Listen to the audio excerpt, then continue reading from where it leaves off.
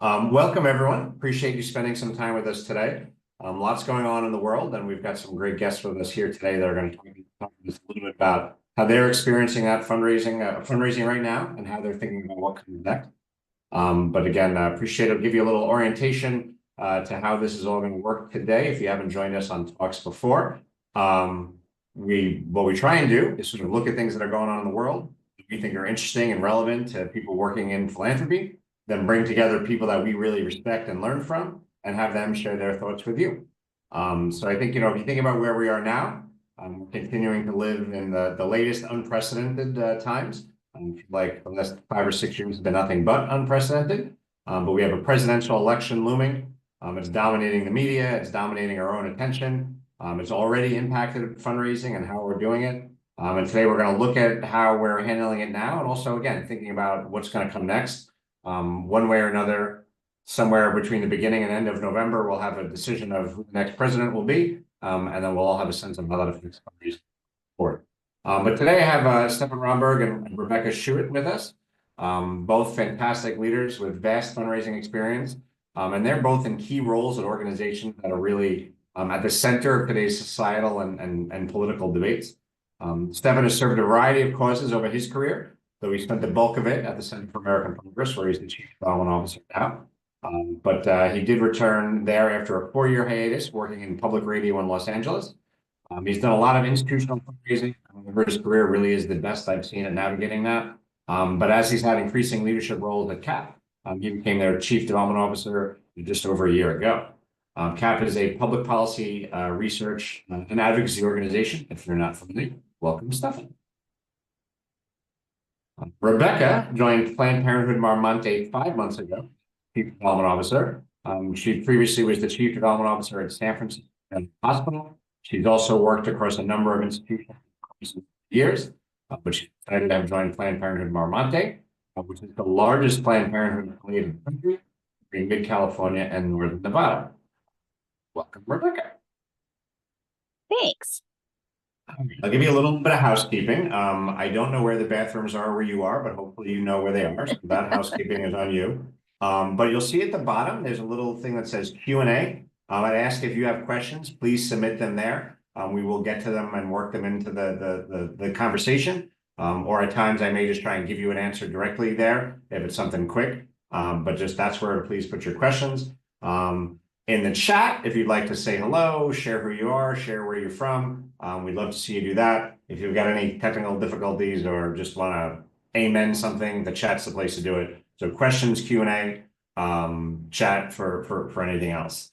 So let's try and get into this. All right, so whatever your organization does, the presidential election is going to impact it. In many ways, it already has. Statistically, presidential elections have not actually really directly impacted overall charitable giving. There's some evidence that those donating to federal election campaigns actually increased their philanthropic giving in those years as well. But I would also say, again, to use this unprecedented word, this election and the last few elections feel a little different. So I'm not sure the past is necessarily a prologue. But my colleague, Gabe Dewey, wrote an article not that long ago on our blog about this very thing and the trends over the years. So I'm going to put that in the chat there for you. You can take a look at it. But whatever happens, we have an obligation in our organizations to meet that moment, figure out how our organization and our work navigates through it, and do more in the future. So why don't we, with all that happening and all that context, let's get to it. Stefan, I'm going to start with you. Maybe tell us a little bit more about your background and what led to your role at the Center for American Progress. Yeah, sure. And, I think like most people of my age that do fundraising, I had this as a career path since I was in kindergarten. Like I knew exactly that fundraising was exactly what I was going to do my entire life. But yeah, no, that's a joke. But I want to thank you, Craig, and I want to thank you, Rebecca, for inviting me to this conversation.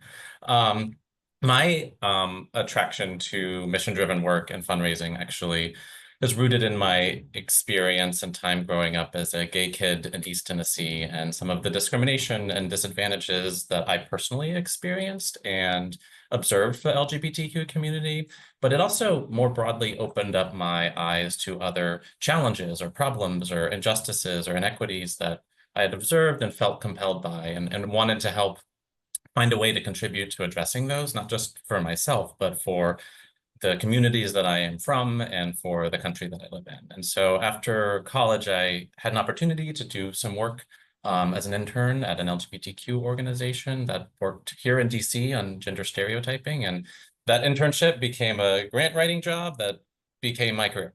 And so I think you mentioned some of the places that I've worked, but more recently, I've been moved from an institutional giving role into leading the development department here at CAP. And I was really excited to work with you, Craig, and your team at the Orr Group to oversee a reorganization of our individual giving program.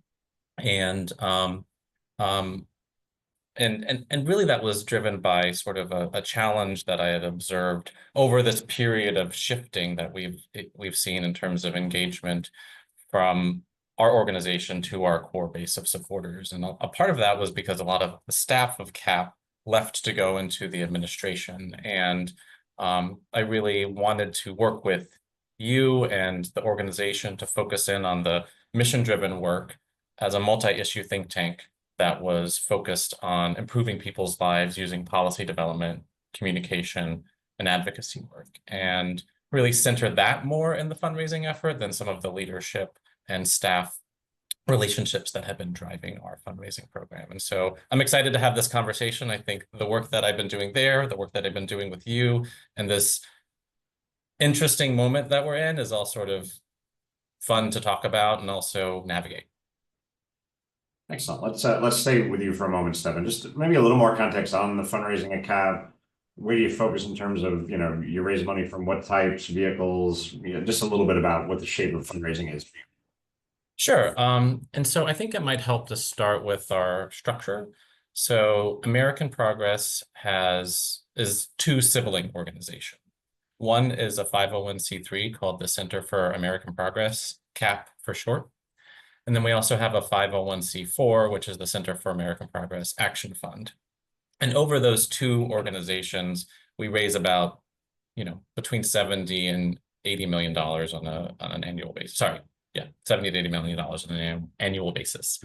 And the way that I think about who we raise money from and the vehicles is really sort of broken into two categories, like channels and archetypes. And so the channels are our core support, particularly on the 501c3 side, comes from institutional giving. So we have a pretty sizable proportion of our revenue comes from foundation grants. On any given year, that's between 60 and 70% of our revenue.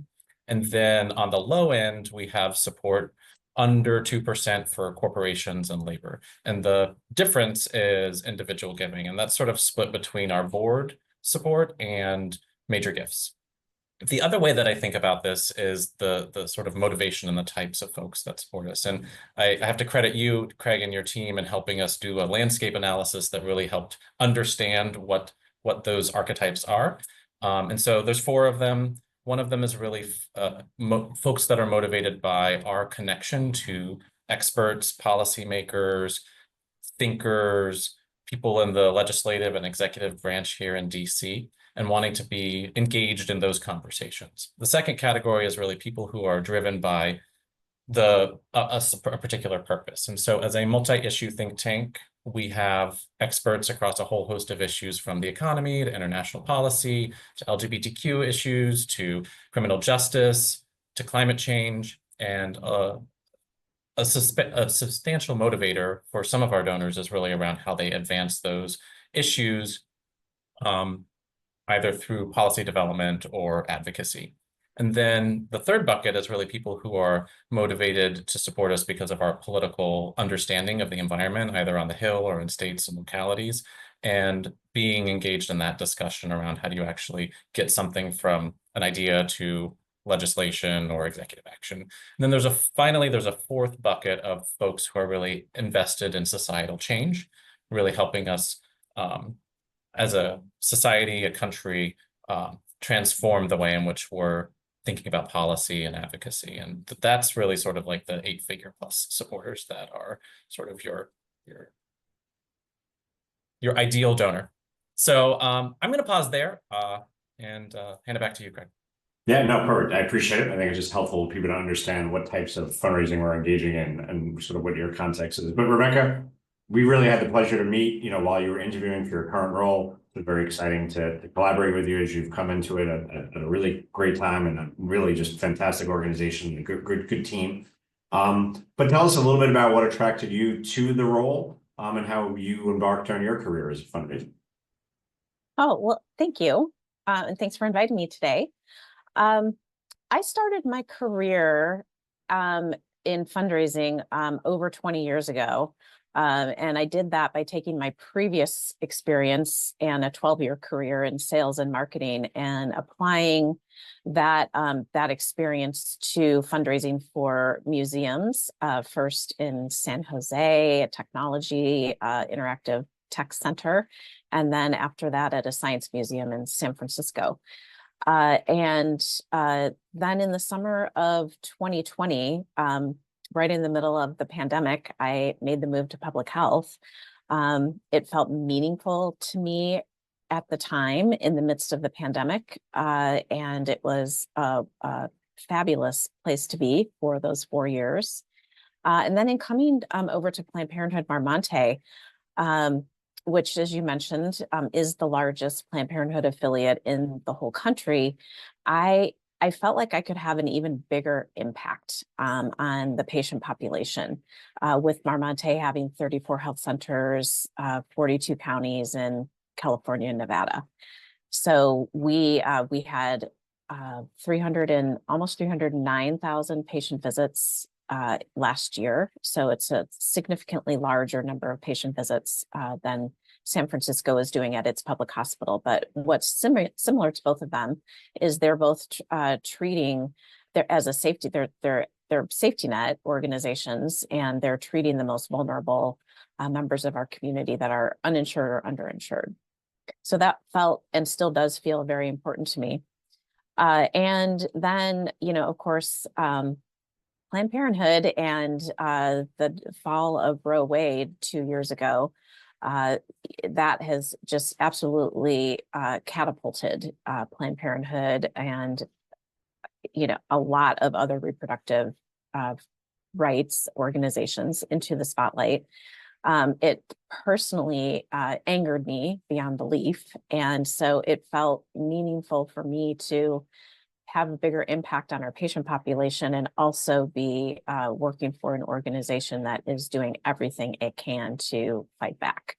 And yes, that does kind of put me squarely in the middle of political fundraising in many ways, because it's such a hotbed issue right now that you can't get away from it. So anyway, I have managed to land myself right there at the apex of a super hot button issue. And it's intentional. I did it intentionally. I'm thrilled to be here, and it's been a wild ride. And I imagine that the next 30 days to the election, 2 days to the election, are going to be an even wilder ride. So yeah, thank you. Well, we're very glad you got enough for the ride. So, yeah. Amusingly, or maybe not shockingly, we ended up working with Mar Monte and other Planned Parenthood affiliates for that exact same reason. All right, why don't we speak a little bit? How about a little bit more context, Rebecca, on the fundraising program at Mar Monte? What does it look like? How do you all raise funds? Just a little bit about that, so we don't get that. Yeah, absolutely. So we are we're a healthcare organization, and we are fundraising for patients that are at our local health centers in those 34 health centers throughout our service area. So primarily that is what we are fundraising for. There are a number of ways that people can access our care. We have actually had, since the fall of Roe Wade, we've had patients come to us from 39 other states outside of California coming to a Mar Monte Health Center, that's specifically for abortion care. We do also have family health care that we do at 10 of our health centers. We do other kinds of woman checkups. We also treat almost 20% of our patients are men.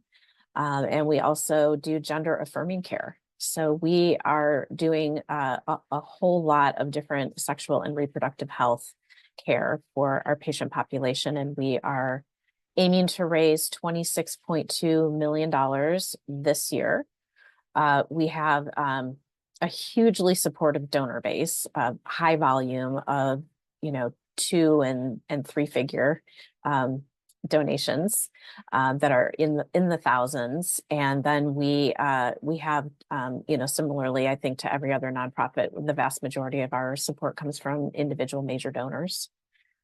So our program focuses in that annual fund and individual giving, and we also do have a partnerships little team, which is focusing on trying to find additional support through corporations, foundations, government. We've been pretty successful with that over the last couple of years, and so we are devoting more resources to it as we move ahead. And the other area that will mention is event fundraising.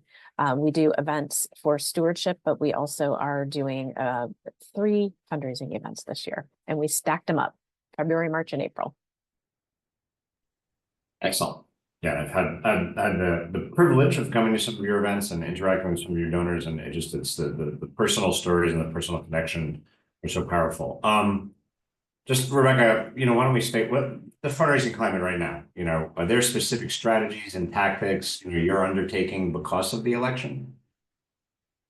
Yeah, and we've actually just completely leaned into it, into the hotbed issue of abortion care, because it's affecting us dramatically. With the patients coming in from 39 other states, we have to be addressing it.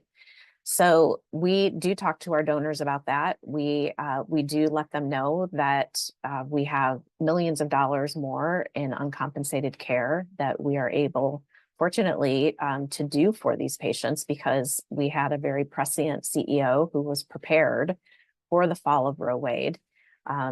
And we are prepared at our health centers to take on those additional patients. So as 20 states have abortion bans, not only are we seeing the patients from banned states, we're also seeing the compression that has happened on the legal states that are nearby, which are overwhelmed. And there's, of course, timing issues that you need to take into consideration. So we do have patients coming to us from all of those locations.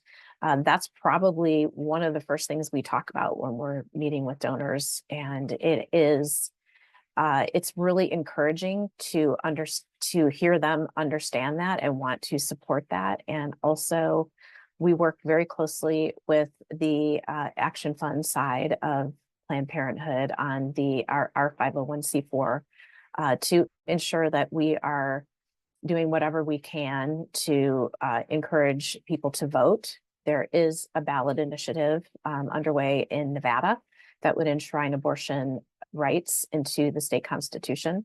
So encouraging people to vote, and doing that on the C3 side, and then on the C4 side, actually raising funds to try to make those policy changes. Excellent, thank you. Stefan, what are you seeing in the fundraising climate right now, and what are you doing differently because of the election? Yeah, I mean, I really appreciated what Rebecca said about making a choice to position yourself right in the middle of this confluence, and I feel a kindred spirit with you in that, Rebecca. I think CAP and CAP Action are familiar with this because of the type of work that we do as a progressive center-left institution that is, frankly, the way in which we function modulates depending upon the outcomes of elections. And so a lot of what I think about in the fundraising space is what are the challenges and opportunities we have to be prepared for in light of that. And I think one of the challenges, just to be candid about our own donor base, is that a lot of the individual givers in our pipeline are really politically motivated. And so one of the things that we've been doing is intentionally reaching out to a wider swath of folks, not just in your because we're a national organization, not just in your major metropolitan areas where you might think of, political donors being centered, but also places like Atlanta, Texas, South Florida, areas where, we're engaging folks that might be more sort of in the archetypes that I mentioned before, more mission driven or purpose driven, or coming to the work that we do because of what's happening in their own communities and less because of any sort of political interests. And so that's one thing that we're doing, but also, frankly, the reality is that there has been, at least for us, sort of a sense that our donors are going on the roller coaster of this election cycle, from, blues to panic to elation to caution. And so I think trying to be a centering voice in that has been really helpful. And so one of the things that we do in advance and during an election year, and have done for quite some time, is scenario planning. And so we think about what, as a center cornerstone organization on the left, we need to be prepared for in any scenario. And this really helps with the pitch that we make to our supporters, and being able to say that, in moments where there hasn't been a sort of center-left progressive governing opportunity that has impacts on our organization. And we've oftentimes served, in a defensive posture or a resistance posture to protect the policies that we and the values that we advance as an organization. On the other hand, one of the things that we've also been thinking about is sort of not just the election cycle, but the general mood of the country. And while we have been in a governing moment aligned with our institution's values for a while, we've also been coming out of a pandemic and coming out of economic volatility. And so we've been thinking about what does the sort of work that we can do that can parlay, a moment where there might be a governing opportunity for an organization like us to think more about optimism, think about opening the aperture of what can happen in the policy making space, and sort of push the envelope both within our coalitions, but also within our donor base. And I think, that's the description of what we're doing inside the organization that I work at. But I think you can take that and adapt it to what mission your organization has and what impacts the electoral cycle might have on your institution. And I think really relying very deeply on the folks that are not on the development team to help us think that through and think through the contingencies and the eventualities that might happen as a consequence of this major inflection point is a really important and valuable part of the role that I serve, to make sure that they're not just thinking about that from like the nuts and bolts of what they might need to do, but how does that parlay into a message that we can deliver to supporters. Yeah, absolutely. And I think, the things that I started to hear come through from both of you are things like, communicating, right? Like you have to be out there telling your story no matter what's going on in the world, but relating it to what's going on in the world, right? Like your mission matters no matter what it is. And whatever the topic of the day is, the world is how you're inhabiting and acting and trying to achieve your mission in the world. You have to communicate that, relate to it. To your point, 7, be prepared, scenario plan, think through what if, and then really just always trying to be talking to people, whether they're clearly with you or support your cause or not, because you never know who you're going to pick up and where you go. So I think those are all great points. Let's talk about, specific ways we're communicating with donors about, what the election means, what it means to your organization, that are driving fundraising, right? Like what types of things are you talking about that are resonating and you're seeing donors respond to? And how are you kind of positioning that? Rebecca, let's start with you. Yeah. And, I think that where Planned Parenthood Mar Monte is in the same boat with other nonprofits with this election is that we do have donors who are politically minded telling us, they're tapped. And so they want to wait and take a meeting with us after the election, or, some have even pushed us to January. And so I do want to acknowledge that there is some of that going on too, and that's the nature of it. What we can say and do say is, here's what's happening with us that is an update since maybe the last time you've heard from us. And, you know, we still try to have the conversation, even if we don't think that there is going to be a gift forthcoming. And I think that those points of engagement are so important. And for that reason, any opportunity that we get to be in front of a donor or see them at an event somewhere, whether we're hosting it ourselves in the form of a donor house party, or you know, some other, you know, in-person event, we take advantage of all of them and try to get our message out.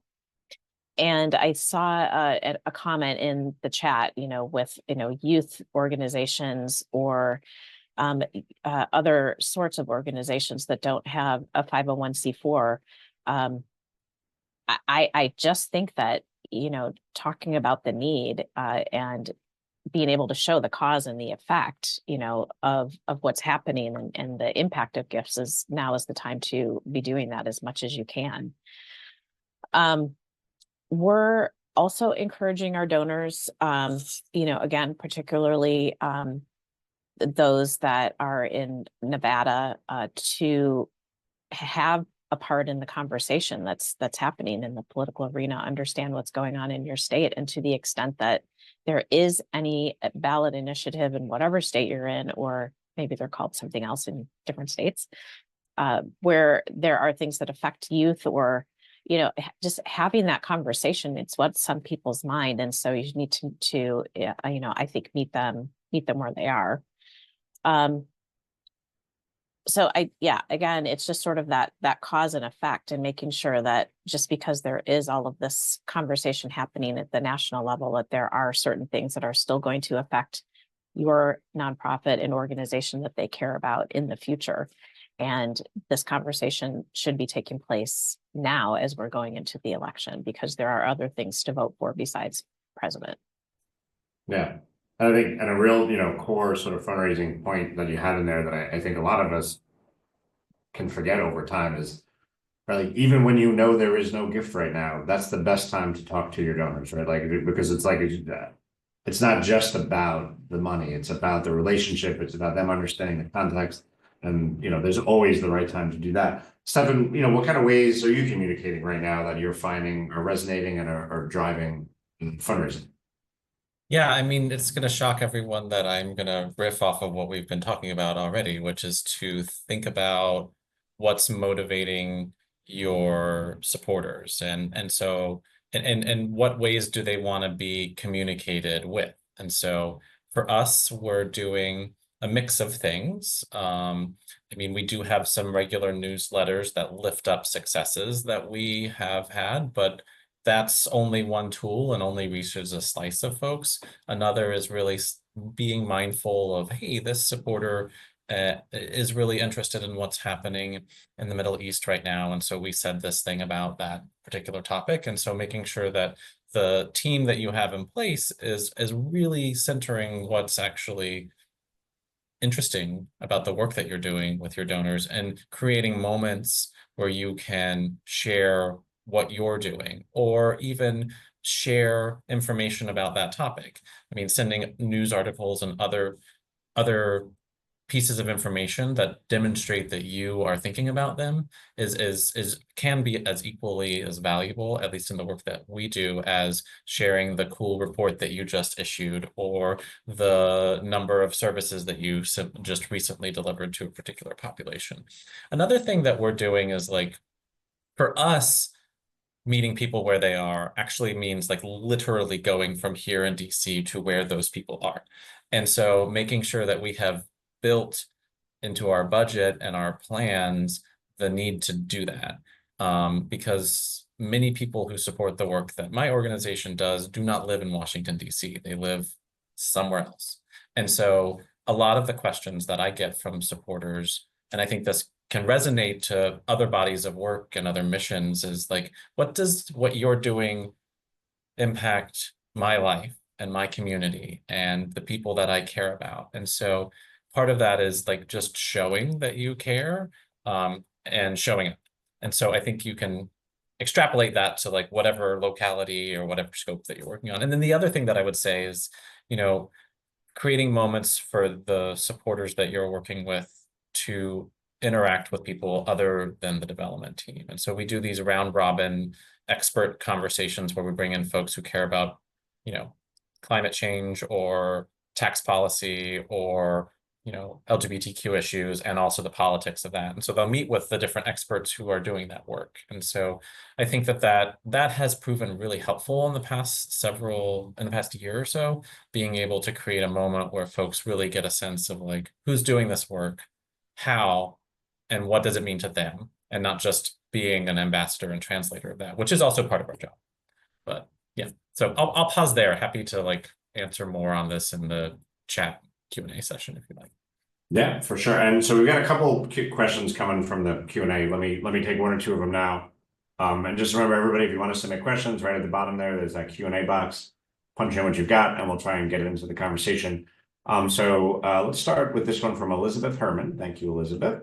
Regardless of the outcome, I felt like Casey Kasem, or like this one's coming from Elizabeth Herman. But okay, sorry.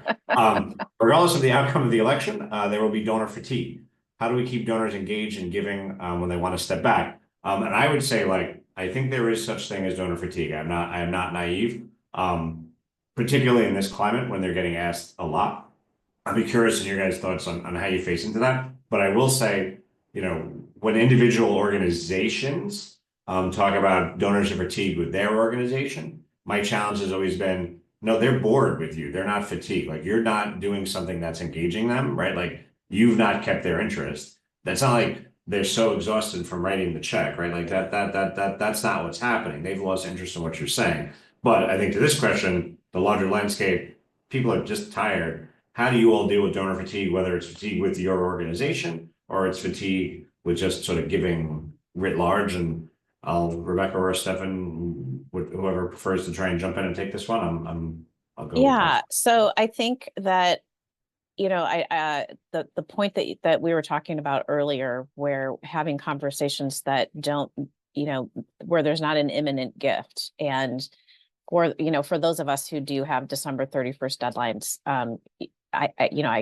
my heart goes out to you. I mean, I know that that's going to be really hard, but to the extent that we can be having conversations with our donors that don't ask for the gift, I can't tell you how important that is to donors, to just sit down and have a conversation and hear what's going on, and being able to engage with them in that way, I think can get you over that hump of the donor being fatigued. And I also have had recent conversations with donors where they've specifically said, like, yes, we're giving to the election and we're tapped out, but like those funds will be replenished, and in the future, in hopefully not too distant future, you know, we're going to be able to have the means to make gifts again.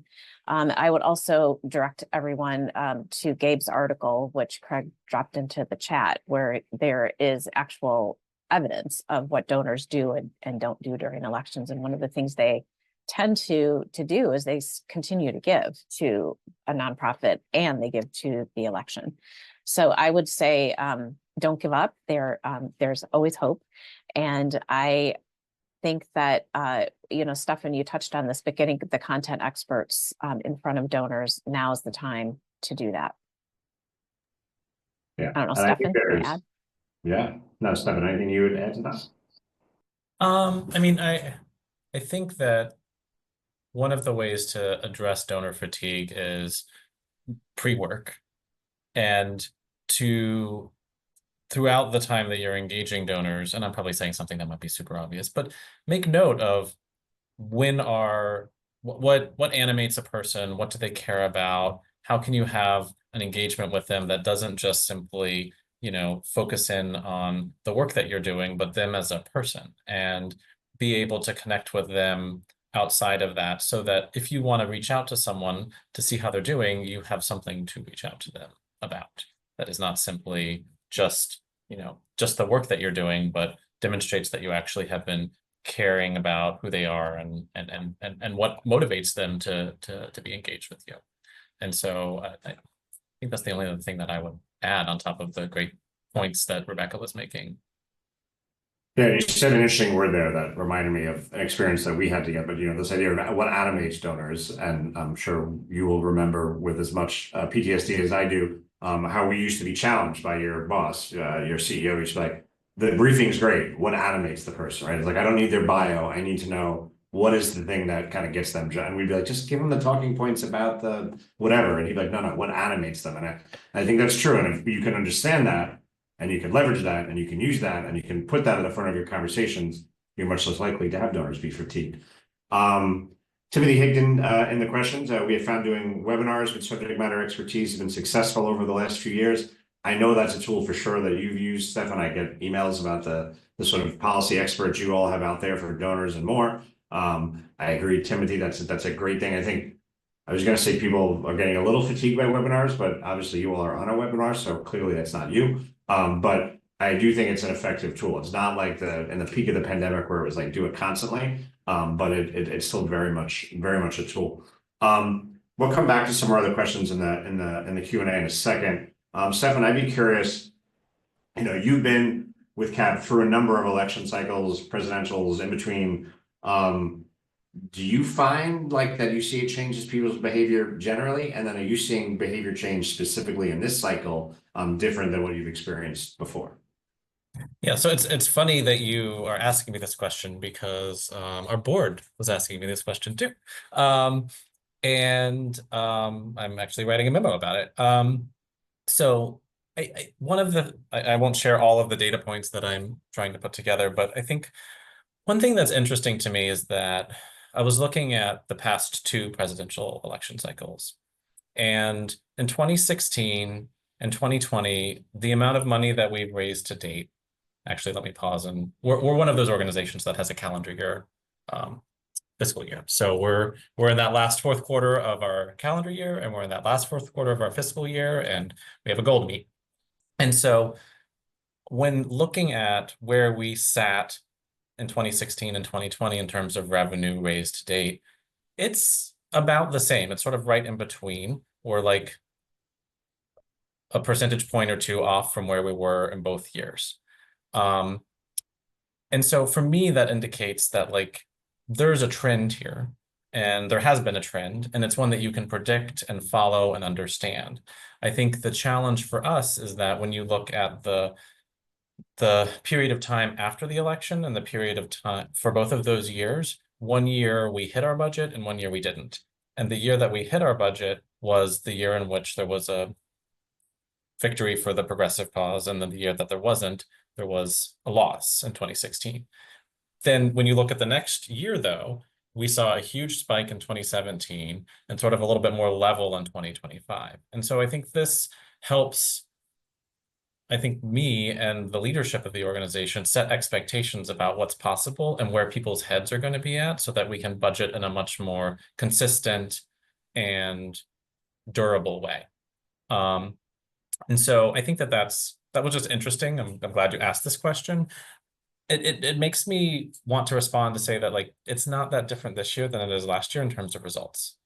What is different is mood, in my perspective. And I think that the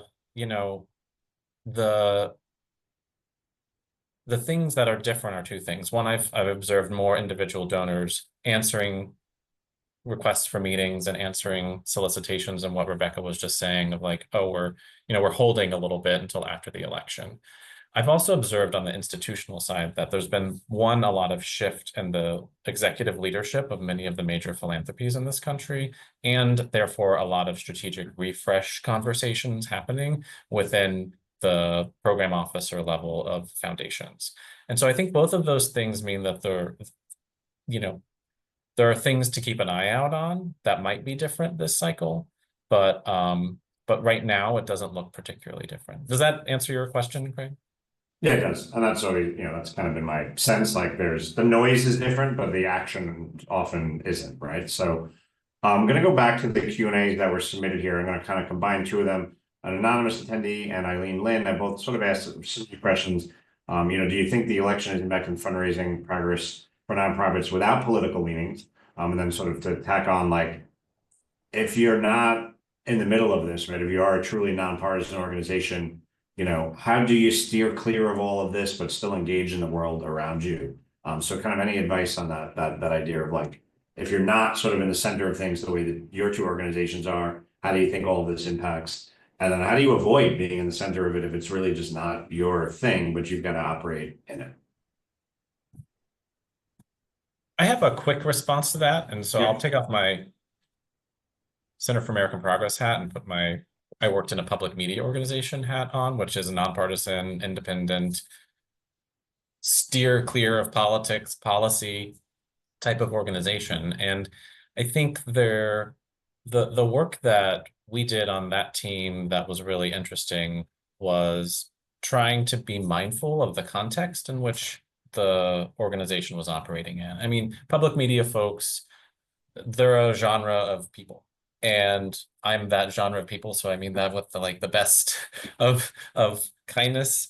And they're motivated by certain things, and being able to talk about like what's happening in your community and how that fits into the election cycle, but without moving into a partisan conversation was really powerful, and it actually drove a lot of the membership work that the team was doing. So I think that there's a way to thread the needle of this is the conversation a lot of people are having, but how does it affect me in a way that is not about the outcome of the election is possible if you think about like how that affects people. Yeah, absolutely. And I think even if you, and Rebecca, I'd be curious what you think about this as well, but like, even if you think of, just a little bit behind this question too, is like, all right, you all are in the middle of a lot of it. So clearly there's one kind of impact. I would say the other, we work with many organizations, they're not in the middle of it. And they're kind of, the fundraising trend is kind of the trend, right? Like donors are getting a little bit hesitant now as we get near the end of the year. That's as much about the election as it is about the economy, which is as much about the election, right? Like, and it's that sort of sense of like mood doesn't always connect to reality, right? Data says economy's great. Mood says I'm not so sure. So people are getting a little tight on their money. I think we're all organizations, depending no matter where you are. You're also coming out of a period where we didn't realize it because we were all busting our butts and working hard, but like in some ways cash had become a little easy, right? You spent a lot less money during the pandemic for the most part. People working from home, things like all sorts of things. So you had cash. There was all sorts of federal funds available. There's been large gifts put into lots of organizations. And we're kind of coming out of that and we're coming back to kind of a normal. So I feel like people, if their fundraising is growing, it's not as fast as they want. In many cases, it's plateauing. But I don't know, Rebecca, what advice? I mean, literally 7 months ago, you're at San Francisco General, right? Like, what's your advice if you are truly nonpartisan, you're out there fundraising in this environment, what would you say? Yeah, I mean, yeah, I'm thinking back to, other organizations that I've worked for where it was, more nonpartisan. And, I think it just has to go back to your mission and talking about your mission and engaging, with your donors around your mission. And, whether you're, counting down the days like we are to the election because it's, going to have some pretty dramatic effects, or it's not, people are still people. So I think that there still are, there's still good work that can and should be done. And, it's going to be different for each organization depending on, what you have to offer there. But yeah, I mean, to me, it's just, take it back to that, 1-to-1, having coffee and talking about what's on their mind. Yeah, absolutely. There's another question in the chat around, how besides the sort of political situation in the world, obviously we've had this horrific hurricane that is wreaked havoc.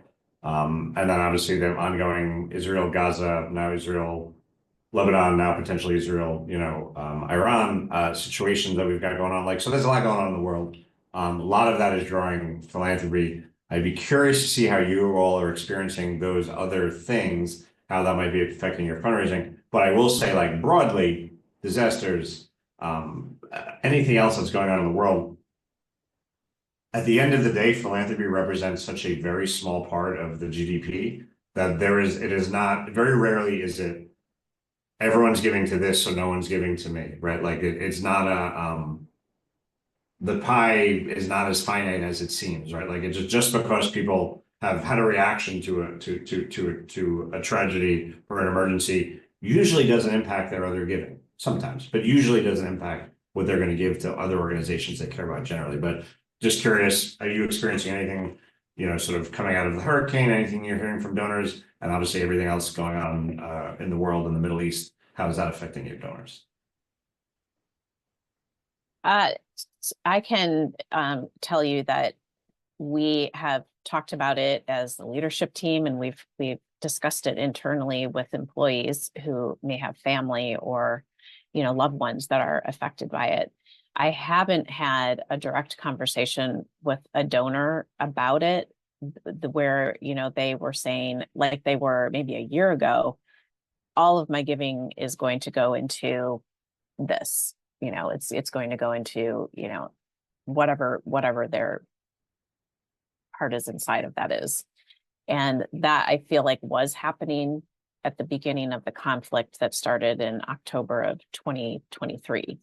But for this latest, I don't even know. I mean, just it's just really exploded, and it's been just this week. So I think that we might see the fallout from that in the coming weeks as we all start to understand how that's going to affect the United States and donors here.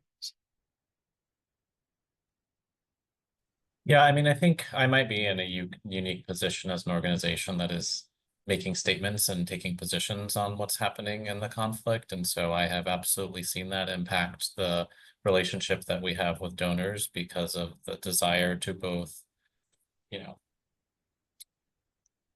communicate with both sides and all sides of this conflict, but to take a position in it.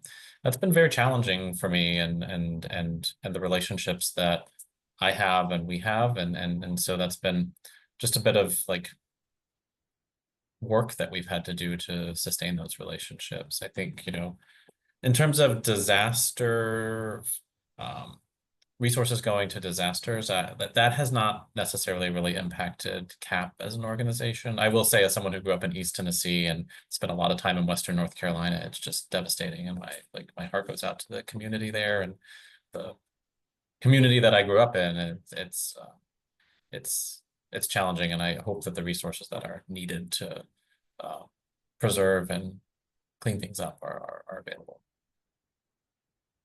So, Rebecca, let's come back to maybe your experiences, relatively new as a chief development officer in this organization. How have you sort of approached things differently, or actually maybe a better way to ask this, how have you adapted to sort of a different organization, right? Like, it's always hard when we change jobs and sort of change organizations. Like, what have you done to kind of make that shift into the fundraising environment you're in now, the team you're leading, organization you're in? Just a little bit about that, I think would be interesting. Yeah. So, and it is such a good question. It's a different organization, yes. And in many ways, there are also fundraising best practices that you can bring with you and that you can see where they apply.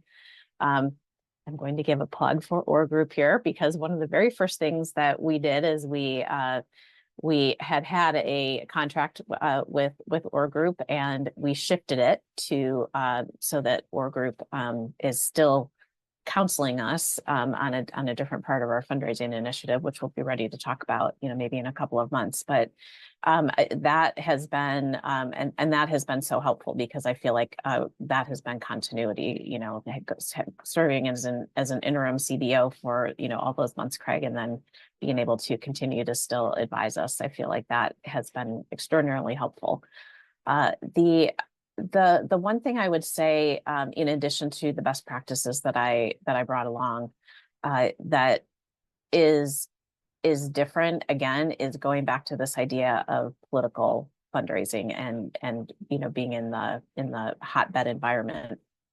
And I think that it's more important than ever. And I hope this doesn't feel too I don't know, woo-woo, but it's incredibly important for our staff to be taking care of themselves and not allowing themselves to become burnt out during a time when we're incredibly busy, trying to talk to donors, trying to, make headway on ambitious goals. And I'm just very mindful of that, not just for my team and myself, but for everyone who's out there. So that is something that I feel like maybe I have brought with me is, we talk about family first, but I actually would say that I put an employee's physical and mental health before that, and then family, and then work. I don't know if that's helpful, but it's a lot. There's a lot going on right now, and it's really important to keep moving forward. And at the same time, you need to take care of yourself. Excellent, very helpful. Stefan, you mentioned earlier this idea of scenario planning. How are you preparing for that? Like, how does that work? How are you anticipating what you're going to do with donors, or how donors are going to react wherever things are, a month plus from now? Yeah, I mean, I think a lot of this is not exclusively work that my department is responsible for, because it's about strategy and it's about the way in which the organization is going to function going forward.